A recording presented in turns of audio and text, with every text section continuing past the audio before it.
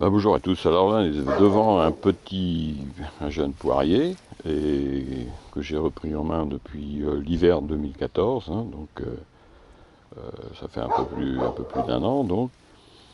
Et en fait, il s'est très bien comporté, hein, tout va bien. Alors, il est déjà plein de fleurs, hein, donc on va tailler comme ça assez rapidement. Donc vous voyez, donc là, ça ce sont des bourgeons à bois. Et là, vous avez un bourgeon à fleurs. Donc on enlève sur le bourgeon à fleurs. Là, c'est la même chose. Alors ces bourgeons à bois ici, on va les laisser pour l'instant. On s'en occupera pendant la taille en verre. Hein. Là, vous avez vous voyez, des rameaux différents. Donc on enlève celui-ci. Et sur celui-ci, ici, vous avez ici un bourgeon à fleurs. Là, on va le tailler. Il n'y a pas, c'est a priori que des bourgeons à bois. Hein. Alors si on le taille assez court, qu'est-ce qui va se passer? Ces bourgeons à bois, ils vont tous se développer. Donc on va quand même laisser un bourgeon ici à 4 ou 5, hein, pour le poirier, ou 6 même si on veut.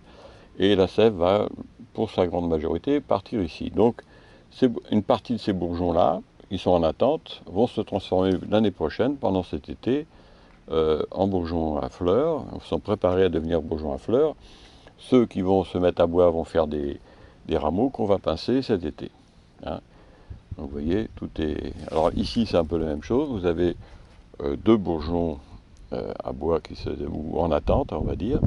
Donc la pousse de l'année dernière, elle commence là, on en enlève, on le coupe à 6 bourgeons, encore une fois, pour que la sève s'épuise de cette manière-là.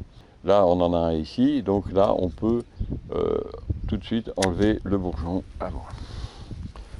Là, ici, de l'autre côté, je ne sais pas si vous le verrez, mais il y a deux bourgeons à fleurs, donc on les laisse. Donc là, il y a beaucoup de fleurs. Alors maintenant, je laisse tout. Pourquoi? Tous les bourgeons à fleurs. Avant, j'en laissais qu'un. Ce qui s'explique aussi, qui peut être judicieux quand même. Mais c'est pour les geler. Hein. Pour les geler, il peut se faire qu'une fleur soit protégée du gel, cachée sous les autres. Parce qu'ici, les poiriers ne sont pas protégés. Hein.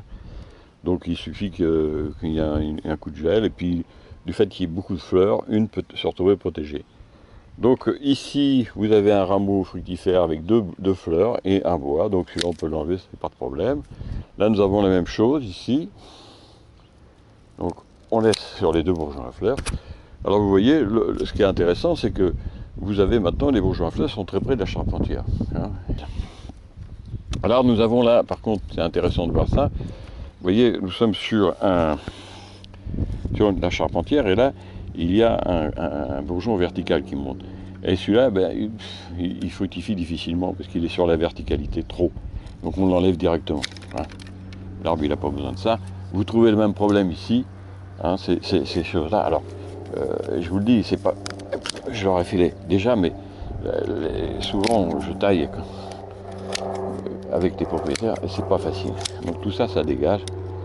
C'est la verticalité, ça ne fera jamais rien. Là, il faudrait pour bien faire mettre un peu de mastic. Alors celui-ci, c'est peut-être un peu différent, mais globalement, j'enlève aussi pour la beauté de l'arbre. Donc, nous avons fait ces deux premières branches-là. Alors ça, c'est une palmette verrier. Hein. C'est pas un double U. Vous voyez, la palmette verrier, c'est deux U comme ça, l'un dans l'autre. Alors, on va faire un peu cette branche-là maintenant. Alors là, il n'y a pas de bourgeon à fleurs. Là, il y en a plein. Hein, il y en a 4 ici. Bon, ce qu'on va faire, on va en laisser 3. Là, il y en a 4 aussi, on va laisser. Là, il y en a pas mal, on va en laisser un petit peu aussi quand même. Donc voilà. Et on est parti, là, il y en a plein. Il y en a plein en fait. Hein. Il y en a trop. Il y a une fleur ici, c'est pas compliqué, on est sur la fleur, hein, pas de problème.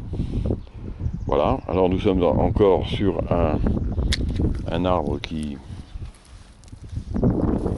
Voilà, là, on a le même problème aussi d'un rameau qui part vers la verticalité. Alors, à la limite, voilà.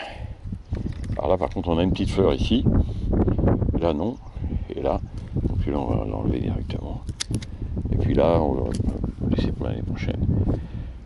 Là, celui-là, il va trop dans la verticalité. On va supprimer un peu ça. Et normalement, l'année prochaine, il y aura de la fleur aussi.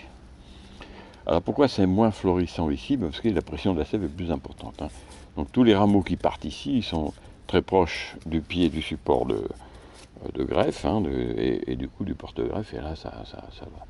C'est très fort. Voilà. Là celui-là est couvert de fleurs ici.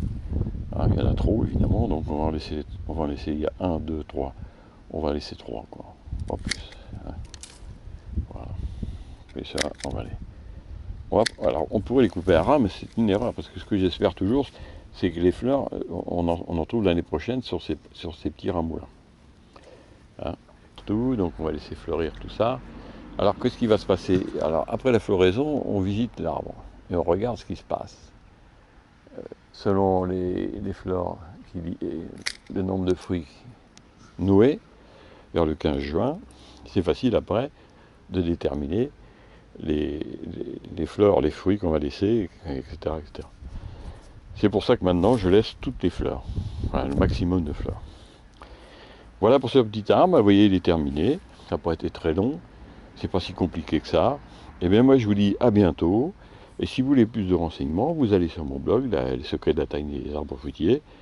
Je vous dis à bientôt, au revoir.